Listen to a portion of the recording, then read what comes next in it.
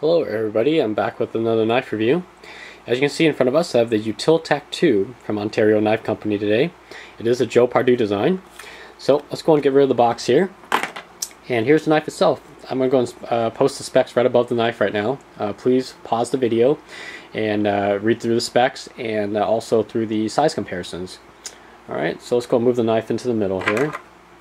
Got my two grip Benchmades here. So I got the full size on top and the mini grip on the bottom here. So check out the size there. Alright, so get these out of the way. So here's 2 credit cards and a US dollar.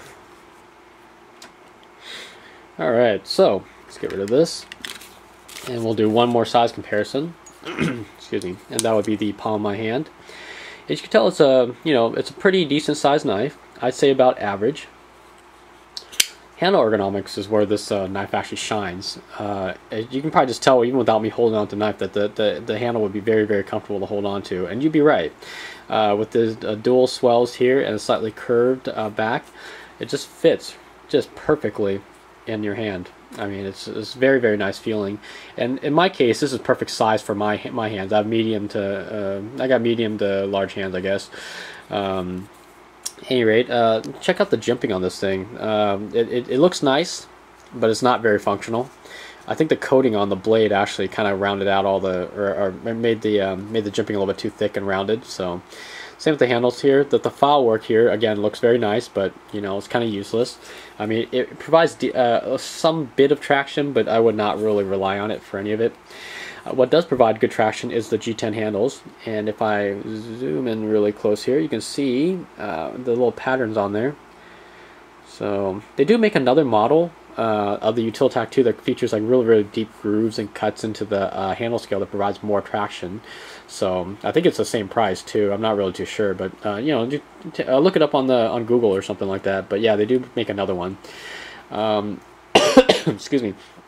The first thing that has stood out to me when I got this knife was the fact that the pocket clip was 4-way mountable.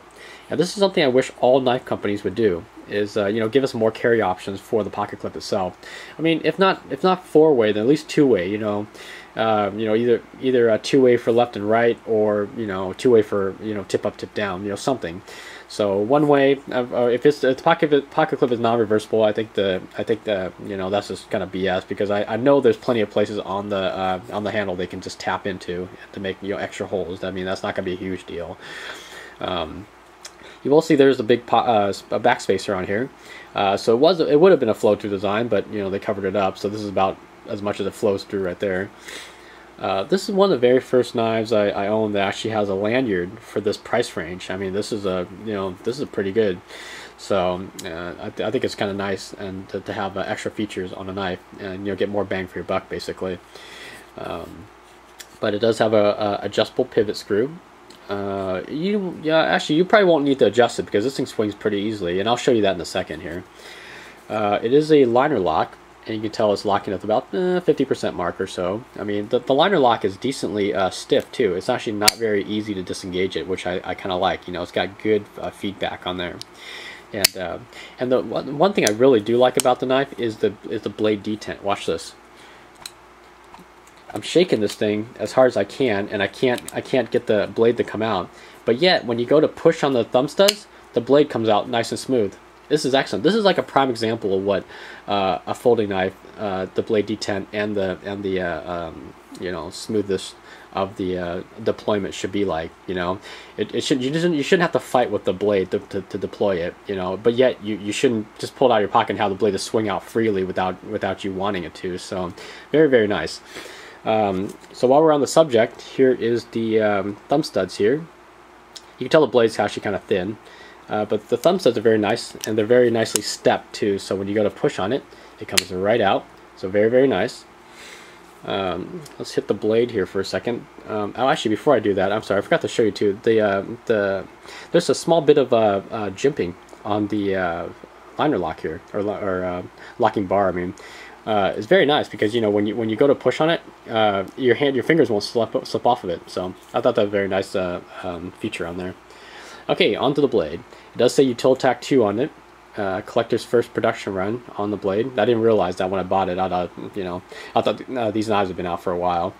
As I mentioned, the blade is rather thin, but see, they even thinned it out even more toward the tip here, so it's great for piercing. And look how wide this blade is right here. I mean, this is nice. I like a big blade, and I like how it has this broad sweep and then a very, very slight recurve toward the end here to provide good cutting. And the swedge on the top that's taken out on both sides allows good piercing. So very, very multi-purpose blade.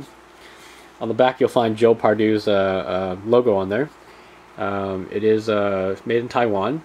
There you go, AOS 8A steel. And let me show you how easily this blade swings out. Look at that. And it's completely ambidextrous. I have no problems left or right-handed trying to open and close this blade. The knife is decently sharp. I will say the knife does drag during some cuts. So it looks like it's behaving itself right now. Nope, guess not. So yeah, there is some drag to the blade. So it's definitely not like a Spyderco Sharp, but it's decent. So, at any rate, my final thoughts are this is an excellent knife for the buy. I believe these are around 40 bucks, like $42 to $45. On eBay, I'm sure you can find them for cheaper. For this price range, it has a lot of things going for it. Good ergonomics, a 4-way reversible pocket clip, a lanyard. I mean, this knife has it all for such a low price. And for anyone looking for a beater or a starter knife for their knife collections, I would actually really recommend this knife. It's very well built. In fact, I prefer this knife more than the Gerber Firestorm. It's just very, very nice. It feels great in the hand. Very smooth action. Locks up tight. There's no blade play. Very tactical looking. These come in many options too, by the way. I believe they have a plain and a partially serrated of this knife. They have a Tonto version of this knife in the plain or partially serrated. They have both models in, or all 4 configurations, I believe, in the different G10 handles. The one with the deep groove cuts for better traction. Yeah, so I mean, for that many options, I mean, this knife is pretty much unbeatable in that category. So, at any rate, thank you for watching this to all my YouTube subscribers and viewers. I always appreciate it when you guys take the time out of your daily lives to check out my vids. So this has been the review of the Utilitac 2. Again, thank you, and I'll catch you guys on the next review. All right, take care.